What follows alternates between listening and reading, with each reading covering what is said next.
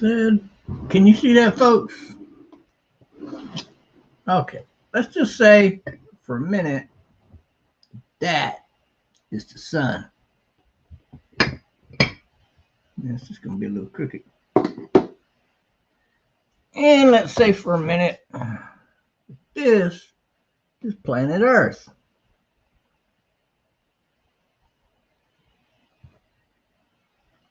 And planet Earth is twirling. It'd be something like that around the sun. And you libtards need to pay attention to this. So the Earth does not rotate in a perfect rotation around the sun. It actually rotates in an egg-shaped rotation around the sun. So in the summertime, Earth is further away from the sun. Let me do it this way. So in the wintertime, the Earth would be, say, like that far from the sun. As it comes back towards the sun, it gets hotter, don't it? That's because the Earth rotates closer to the sun. You understand? Further away, it's wintertime. Closer to the sun, it's summertime. Now, the Earth keeps getting hotter and hotter, and it's got nothing to do with the ozone layer and all that malarkey they tell you. It has everything to do with how close the Earth is to the sun. Because I got to tell you, if it was only the ozone layer, then any president in any particular year can just say, hey, you know what? I'm going to create a bunch of machines that can recreate and replace the ozone layer. They can actually do this with hot air balloons. It would be the equivalent of purchasing automobile engines, only it wouldn't be that big unless you own a really small car. And we could replace the ozone layer probably within a year and a half or two. Easy. Actually, I think we could probably do it 1 year, no problem. Okay.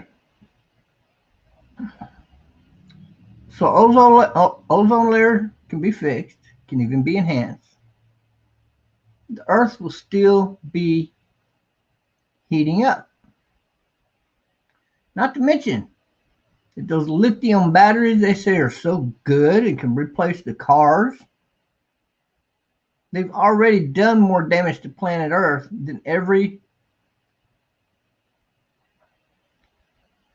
automobile ever built that consumes fuel. And when you hear some idiot talk about, well, we're consuming so much fuel, the Earth is getting lighter. That's why it's going further away from the sun in the wintertime. Yeah, that's AOC logic, folks. It's stupid. It bears no facts, none. It's just ignorant. You know why it's so ignorant? Because there are a lot of volcanoes on Earth, especially underwater, that are still active. These islands create more mass for planet Earth and islands. So we're not getting any lighter, as they like to say. And what does fuel cost from anyway? Oil. And what was oil created from? Oh, yeah, dinosaurs. You believe that one? So anyway, dinosaurs existed on Earth at one time. They must have made Earth awfully heavy, and that's what knocked it off its rotation. Yeah, if you're in ALC's class and she's teaching it, okay, that's what you call idiots talking. Okay, the reality of it is, once upon a time when Earth was happily traveling at the same distance all the way around the sun, the same exact distance, we didn't have winter or summer or spring or fall. The Earth had perfect weather year round, and it never rained because we were at the perfect distance from the sun. Human beings even lived longer, and we know this because the Bible tells us that. The Bible's like a history book. It's very accurate, actually. Very accurate. So here's the deal. So if we know that the Earth used to rotate perfectly around the sun, what could possibly knock it off of its axis or its perfect rotation around the sun? So the Earth travels this way around the sun. You understand? That's called a magnetism thing, man. Look, see, by rotating this way, it's pulling itself with centrifugal force to stay around the sun, to stay close to the sun. A big asteroid, maybe two of them for all we know, hit Earth as it was rotating this way. As it was rotating this way. Here we go.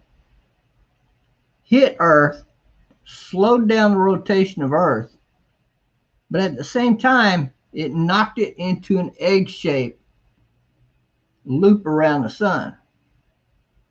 An egg-shaped loop. It also slowed down the Earth's rotation. So what's happening is Earth does not have enough rotation to keep it perfectly rotating around the sun anymore. We do know that the planet Earth has been globally heating for thousands of years. How do we know this? Well, we know it because we have roads that are underground, the Bimini roads. The Bimini Road actually goes from Florida to the Bimini Islands, okay? So we know for a fact that Earth has been heating up for thousands of years, literally about 7,000 years, minimum that we know of. That's a long time. Such an asteroid could have also caused something else to happen, something called the Great Flood. Because that following year, when the Earth came closer to the sun, it heated up. Imagine that. It did something that the only person that figured it out was Noah. And he said God told him. So he built a big boat out in the middle of the desert, and here come a great flood. It's called global heating, folks. But it's not man-made. It's not man-created. That's the biggest lie ever told to mankind. Let me get rid of that thing. Choo, choo. Come and see me. I'll tell you a little story about a choo, choo Trump train. You know, people with brains actually can think rationally. Actually, we kind of meet in groups and talk about you idiots and some of the things that you liberals actually believe because you are that damn stupid. So we know that the Earth was hit by at least one mega asteroid which threw Earth off of its axis. So the Earth used to rotate this way. It got hit, and so now it slowed down. Actually, it was, well, it doesn't matter. So it was rotating. Actually, it'd be like that, wouldn't it? So it was rotating. That wouldn't even be right. It'd be like that right there. Okay, so the Earth is rotating. Big asteroid hits it, slows it down, knocks it off of its perfect rotation around the Earth, creates the Great Flood of Noah, and now the Earth is moving in an egg shape. Here's the problem. At the Earth's core, it's a lava. It's a lava at the Earth's core that spins really fast, and that keeps Earth's magnetic field at a proper level. If a big magnet hit Earth, or not magnet, if a big asteroid hit planet Earth and knocked it off of its axis, which we know that's what happened, then the Earth's mantle has been slowed down to the point it keeps slowing down. And it's up to us to speed it back up. How do you do that? Well, you figure out how big you need your damn nukes. You create a vessel that can drill through planet Earth, just like you see in the movies. It goes down to Earth's core, and it launches a series of nuclear bombs that speeds the mantle back up and properly speeds the Earth up around the sun at the appropriate time. Now, you don't want to do it when Earth's headed back towards the sun, get closer to the sun, because then it just crash into Earth, right? No. You want to do it as it's coming back out, because then it would shorten its distance away from the sun, speed up, and correct its rotation around the sun. Now, guess what? Science have figured out, the scientists of Earth have figured out that the Earth does this every so many like 180,000 years or whatever it is. It slows down its rotation around the sun, then it changes its polarity, and then it speeds back up again. It's like a Dynaball. You ever had a little Dynaball? You sell them at the athletic store, and you can work your arms out with a little Dynaball. They used to call them Dynaball. Now they got all kinds of different names for them. The original one was called a Dynaball. It's got the plastic outside and the piece in the center. It's filled with lead, and it just rotates like a ball, and you just rotate it. That little workout deal right there is a prime example of what we would need to do to fix Earth's rotation around the sun. If you slow the Dynaball down, oh man, you got to work it right to get it sped back up again. That's right. That's why it's a good workout for your arms. Now, here's the deal about this. We can either fix planet Earth and save humanity, or we can wait maybe another 5,000 years. It should only be 1,000 years, though, roughly, and let planet Earth do it on its own naturally. But let me ask you this. In the middle of the Earth doing that, 500 years from now, are human beings going to be able to withstand the heat that's going to be generated from the sun?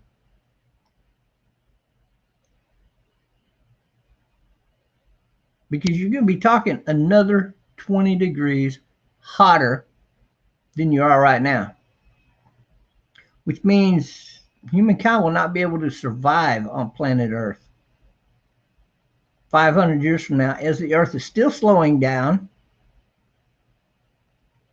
before it gets so close to the sun that the sun gives it another jerk. It's probably going to be another great flood.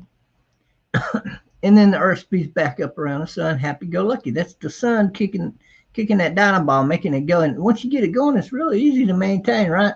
That's what you call centrifugal force. And it does create a magnetism for Earth to rotate around the sun. I don't know why these morons that run these countries ain't figured out the solution yet. It's really not that hard. I'm pretty sure it would be pretty easy for any country to do, let alone America. I guarantee it. But one thing's for sure, global heating is not caused by a motorcycle or a car or anything like that. That's the dumbest thing a human being could possibly freaking believe. Because if it were true, then you would only be talking about the ozone layer. And if the ozone layer was bad, well, we could fix that pretty easy in 1 year. But you know why they won't do that? Because it will not fix the problem of global heating. And that's why.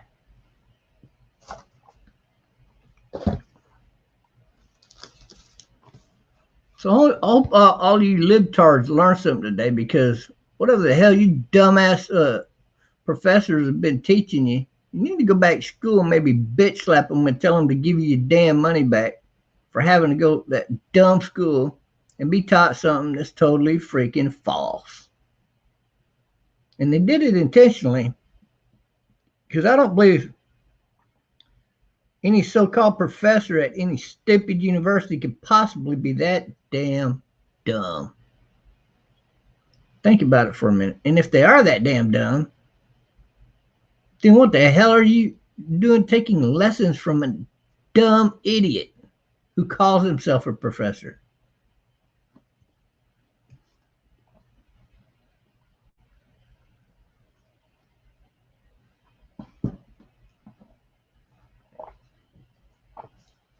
Do you know why you got guys that go to universities and become these like 10-year and 20-year teachers? Because they're just too damn dumb to get out there and get a real job. That's why. They're smart enough to make good grades, but it doesn't measure your intellectual brain activity when it comes to reason, logic, and thought.